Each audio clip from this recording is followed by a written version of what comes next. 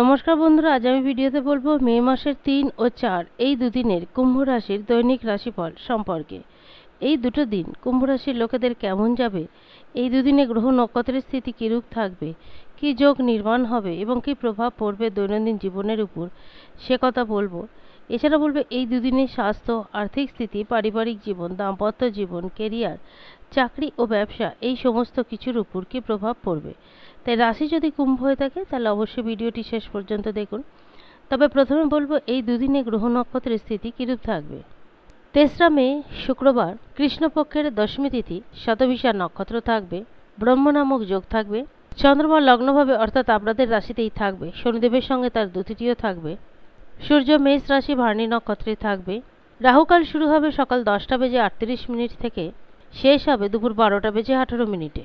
4ঠা মে শনিবার কৃষ্ণপক্ষের একাদশী তিথি। এই একাদশী বরত্নী একাদশী নামে পরিচিত। পূর্ব ভাদ্রপদ নক্ষত্র থাকবে, ইন্দ্র নামক যোগ থাকবে, সন্ধ্যা পর্যন্ত চন্দ্রমা আপনাদের রাশিতেই থাকবে, তারপর রাশি পরিবর্তন করে মীন রাশিতে গোচর করবে, সূর্য মেষ রাশি ভার্নি নক্ষত্রে থাকবে। এছাড়া এদিন ত্রিপুষ্কর যোগও থাকবে। যে তিনটি যোগ রয়েছে অত্যন্ত শুভ যোগ এবং এই শুভ যোগেই এই একাদশী তিথি লাগবে। রাহুকাল শুরু হবে সকাল 8টা বেজে 58 মিনিট থেকে, শেষ হবে 10টা বেজে 38 মিনিটে। এবার বলবো বিস্তারিত রাশিফল সম্পর্কে। প্রথমে বলবো 3রা মে শুক্রবার দিনটির কথা। চন্দ্রমা লগ্নভাবে শনিদেবের সঙ্গে দ্যুতি করবে। স্বাস্থ্যের দিক থেকে দিনটা যথেষ্টই ঠিকঠাক থাকবে। অনেক কিছু দিক থেকে দিনটা যথেষ্ট ভালো যাবে। সেটা আর্থিক দিক থেকে হতে পারে, পারিবারিক সংক্রান্ত দিক থেকে হতে পারে, বা যারা ব্যবসা করেন ব্যবসা সংক্রান্ত দিক থেকে হতে পারে। প্রেম জীবন এবং দাম্পত্য জীবন যথেষ্ট ভালো যাবে। যারা নিকট আত্মীয় রয়েছে তাদের সঙ্গে সম্পর্ক মজবুত হবে। কুম্ভ রাশি যে সমস্ত জাতক কিংবা জাতিকাদের জীবনে কঠিন সময় চলছে, তারা দয়া করে একটু পজিটিভ থাকার চেষ্টা করুন, একটু ধৈর্য ধরুন। পরিস্থিতি নিশ্চিতভাবে উন্নতির দিকে যাবেই যাবে। সময় সবার কারই একদিন না একদিন চাকা ঘোরাতে থাকে, তাই আপনাদের ক্ষেত্রেও হবে। কারোর উপর কোনো প্রত্যাশা রাখবেন না, নিজের বলবুতে নিজের কাজকর্ম করবেন। যদি কারোর উপর প্রত্যাশা রাখেন সেখান থেকে কষ্ট বই অন্য কিছু পাবেন না। নিজেদের মনের যদি কোনো কথা থাকে অবশ্যই সেই কথা খুলে বলার চেষ্টা করবেন। যারা ধর্মকর্ম নিয়ে থাকতে ভালোবাসেন বা ধর্মকর্মের প্রতি যাদের যথেষ্ট ঝোঁক আছে তাদের সেই দিকে ঝোঁক অবশ্যই বাড়বে। মানসিক শান্তি আসবে, কিন্তু যেহেতু চন্দ্রমার সঙ্গে শনিদেবের দ্যুতি রয়েছে, কৃষ্ণপক্ষের তার উপর চন্দ্রমা, তাই চন্দ্রমা কোথাও না কোথাও একটু দুর্বল অবস্থায় থাকবে, কিন্তু সন্ধ্যের পর থেকে মানসিক শান্তি আসবে।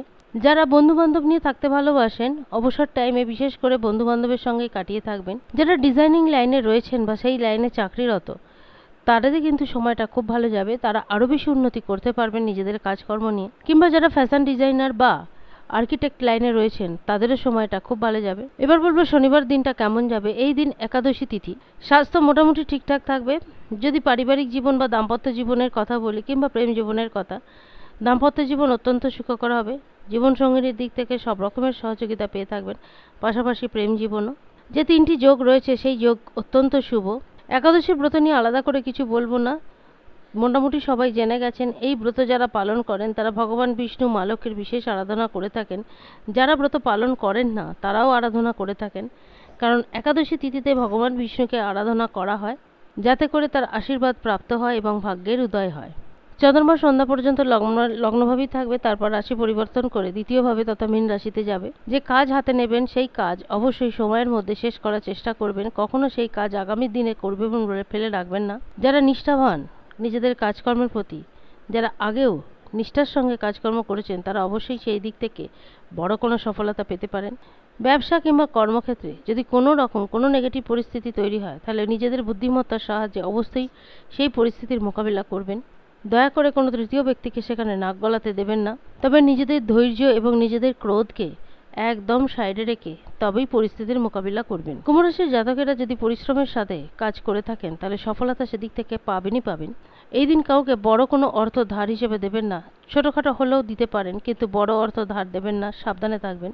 অতিরিক্ত কাজকর্মের মাঝে মাঝেও নিজেকে যথেষ্ট পরিমাণে রেস্ট দেবার চেষ্টা করবেন। ব্যক্তিগত জীবনের দিক থেকে কিন্তু দিনটা যথেষ্ট ভালো যাবে। আজ এই পর্যন্তই। যদি ভিডিওটি ভালো লাগে অবশ্যই জানাবেন। ধন্যবাদ।